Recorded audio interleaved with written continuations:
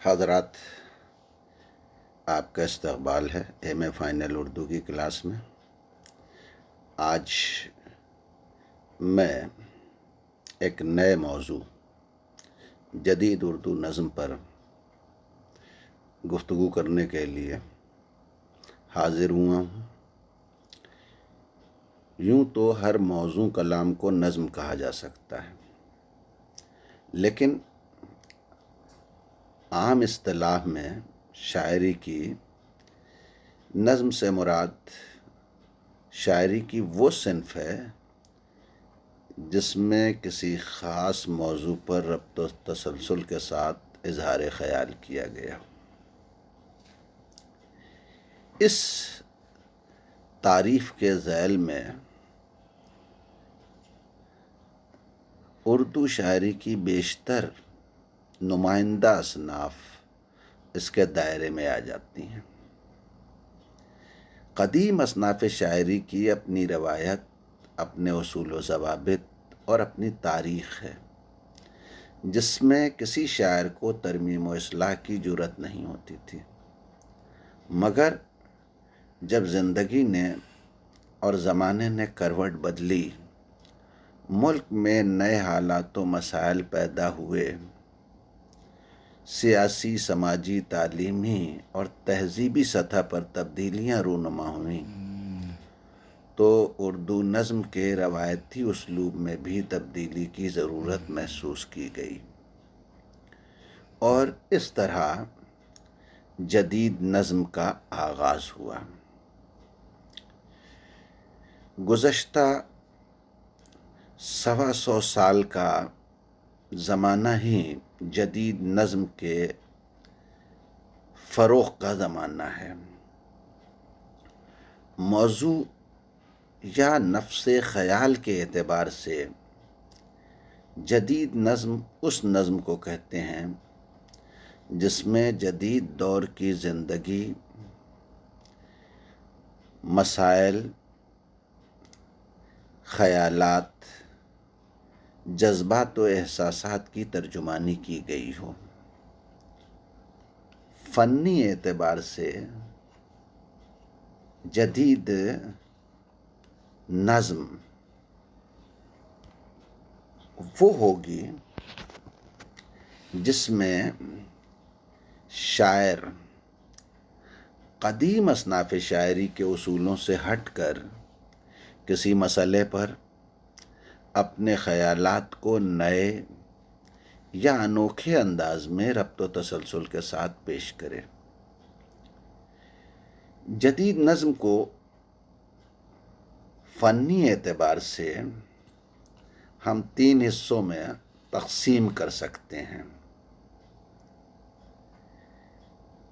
متنی ساخت کے اعتبار سے جدید نظم وہ نظم کہی جائے گی جس میں شاعر نے شاعری کی قدیم اصناف کے بندھے ٹکے اصولوں کا پابند نہ رہ کر کسی مسئلے کو مانوس یا نئی اور اچھوتی حیت میں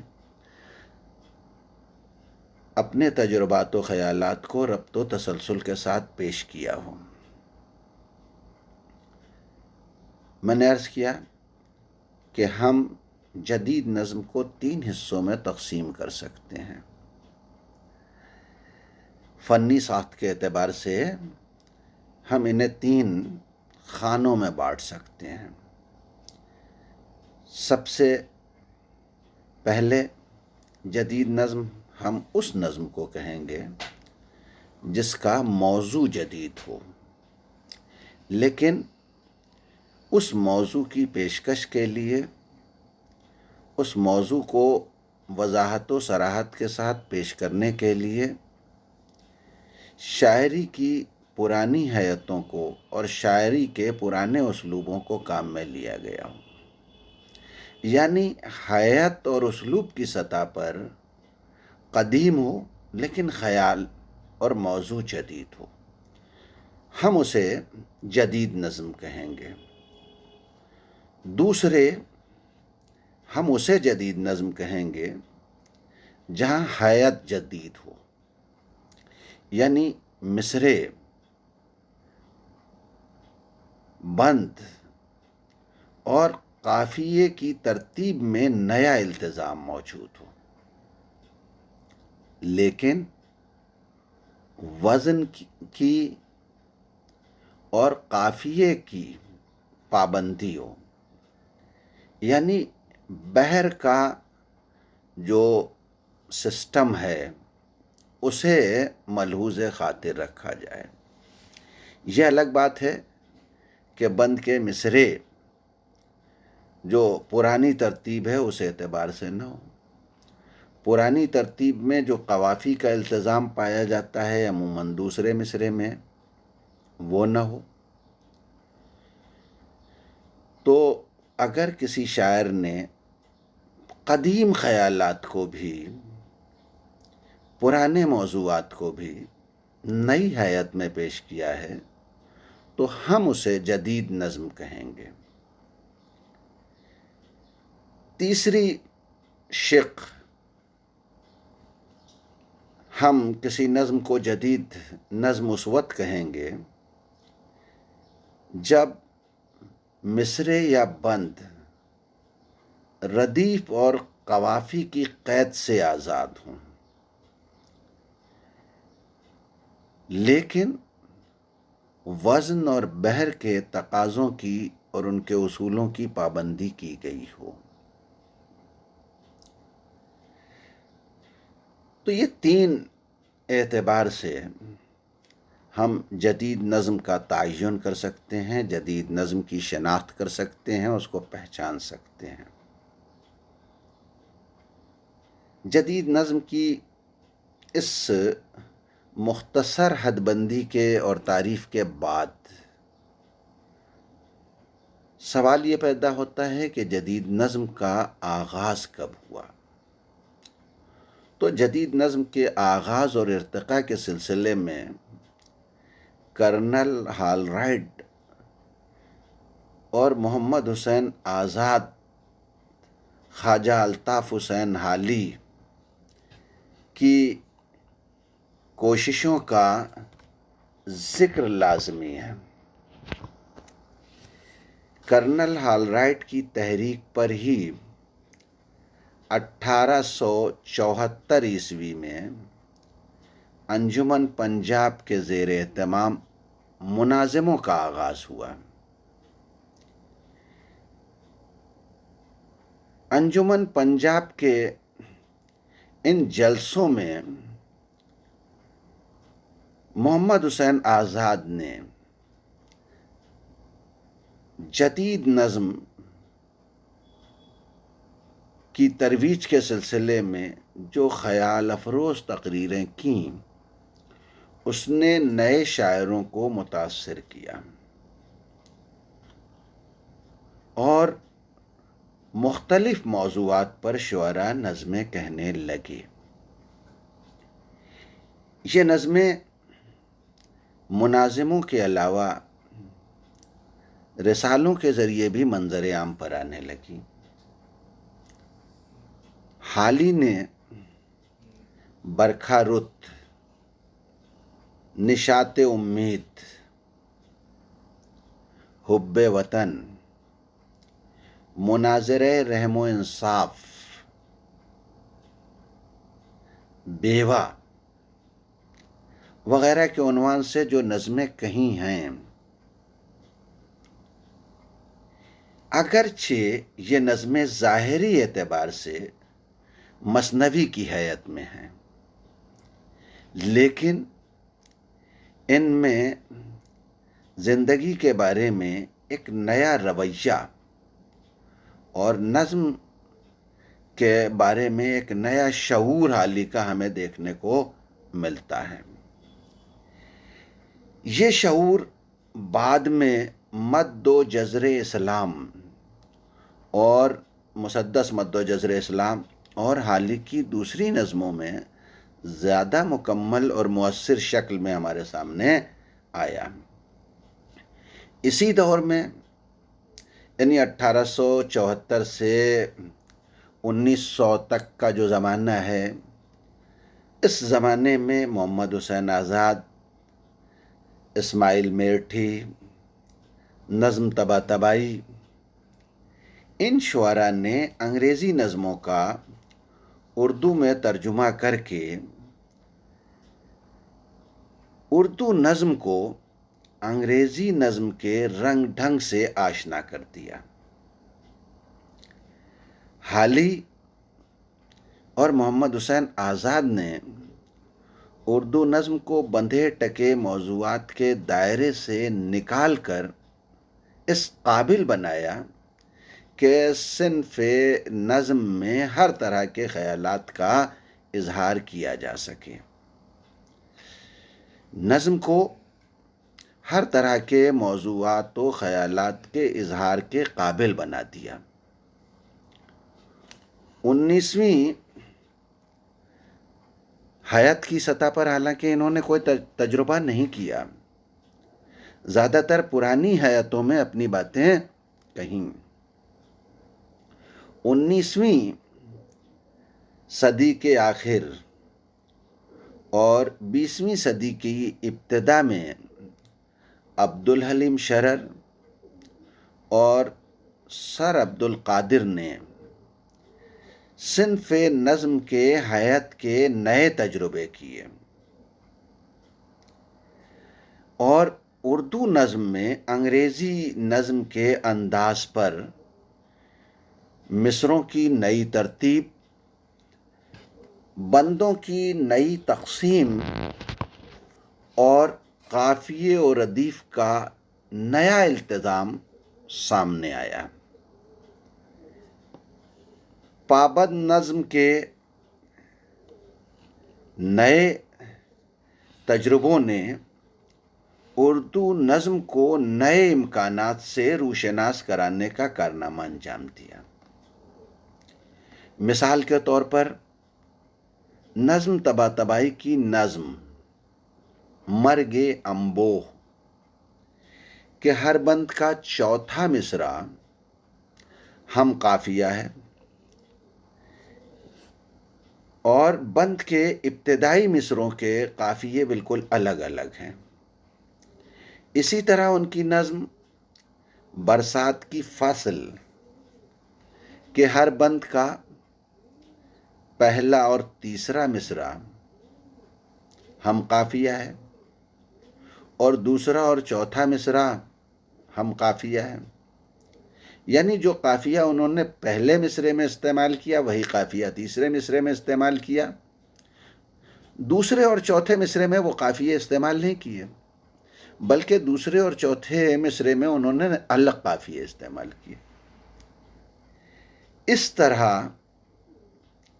ان کی بعض دوسری نظموں میں بھی مصروں اور بندوں کی تقسیم کا انداز جدید ہے جو اردو نظم کے مسلمہ اسالیب اور مسلمہ حیاتی نظام سے الگ ہے، مختلف ہے۔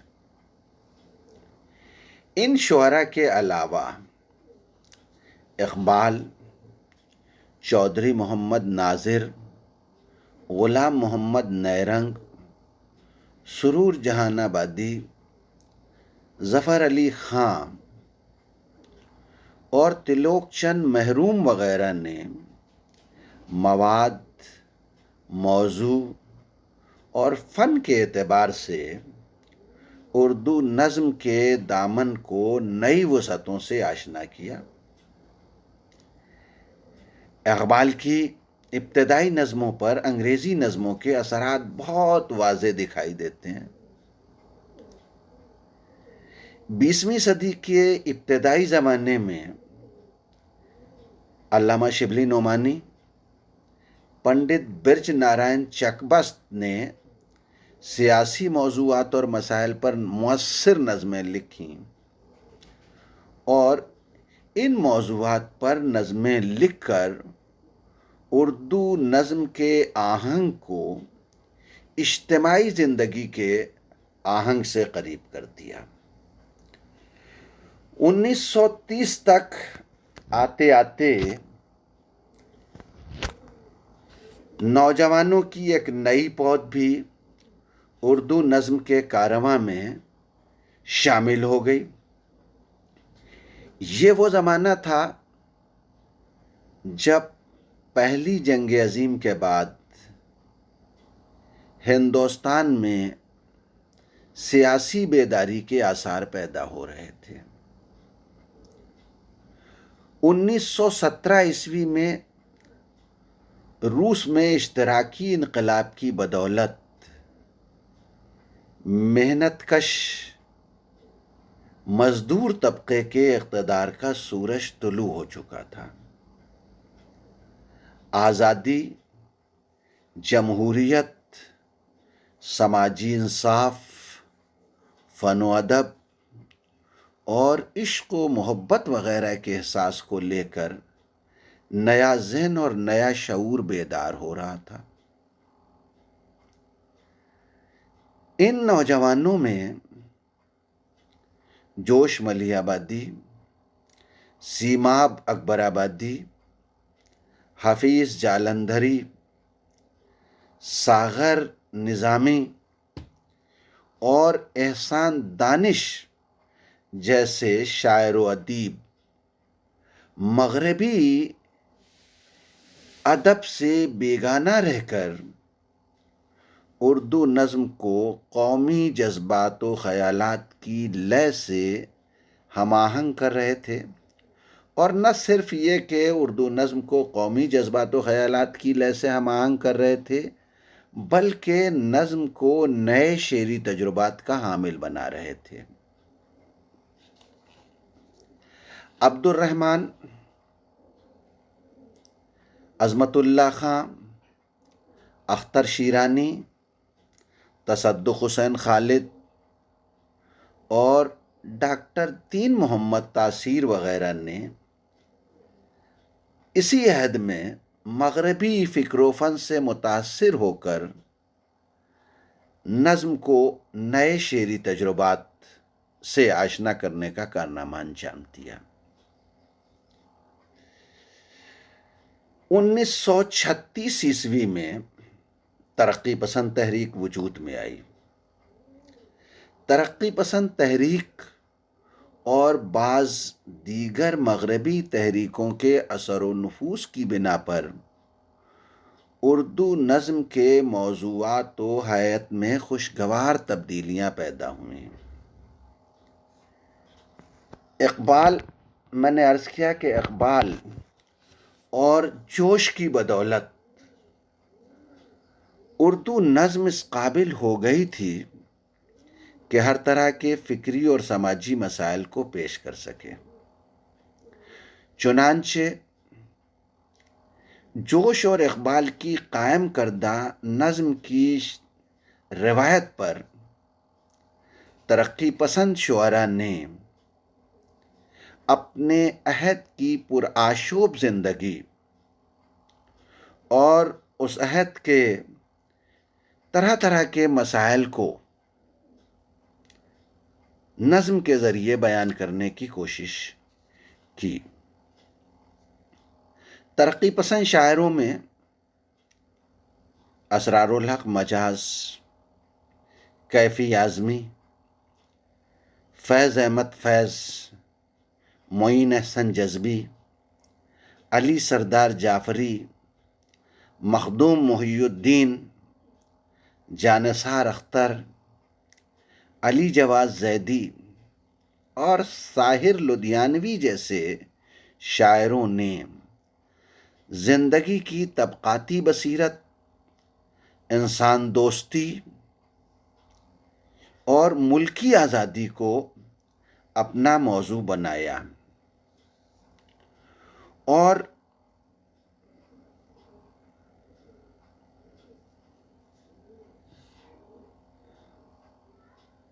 اپنے خیالات و تصورات کو اپنی نظموں میں نہایت وضاحت و صراحت کے ساتھ پیش کر کے اردو نظم کو معنی و خیال کے نئے افق سے آشنا کیا۔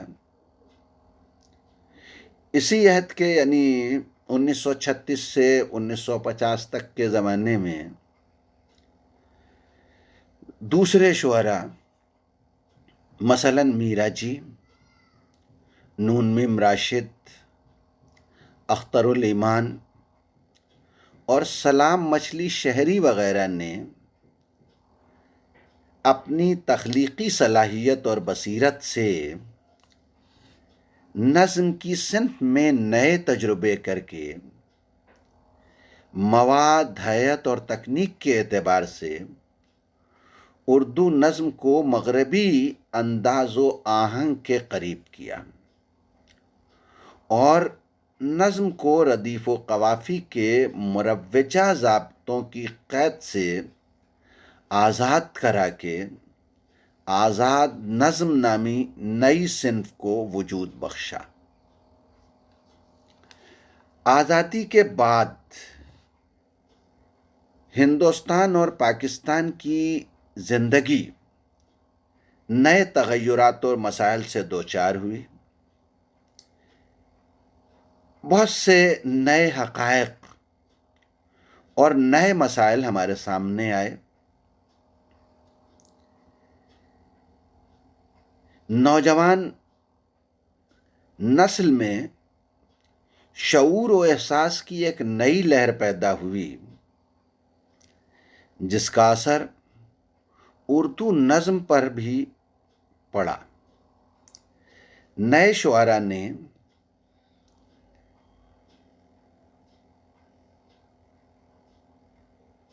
ماضی کے بعض رجحانات و روایات سے انحراف کیا اور نظم کی صنف میں نت نئے تجربے کیے۔ ان تجربوں میں اجتماعی فکر کے بجائے انفرادی فکر و احساس، سماجی شعور کا رجحان بہت نمایاں ہے۔ اس طرح کی نظموں میں سماجی شعور خطیبانہ بلند آہنگی کے بجائے آپ کو انفرادیت، داخلیت، خود کلامی اور لب و لہجے کا دھیما پن یا نرمی دیکھنے کو ملے گی۔ اردو نظم میں یہ رجحانات ہندوستان کے مقابلے پاکستان میں زیادہ مقبول ہوئے۔ پاکستان میں ابن انشا، عبدالعزیز خالد، مجید امجد اور منیر نیازی وغیرہ نے اردو نظم کے سرمائے میں قابل قدر اضافہ کیا۔ ان شعراء کی نظمیں تجربات کی تازگی اور تنوع کے ساتھ فکر و نظر کی گہرائی اور پختگی کا آئینہ ہے۔ لیکن ایسا نہیں ہے کہ ہندوستان میں صنف نظم کے شعراء نے اس طرف توجہ نہیں کی۔ ہندوستان میں بھی اختر الایمان، منیب الرحمان، بلراج کومل، پروفیسر وحید اختر اور پروفیسر عمیق حنفی جیسے شعراء نے اردو نظم کو نئی سمتوں سے آشنا کیا اور ہمارے عہد تک آتے آتے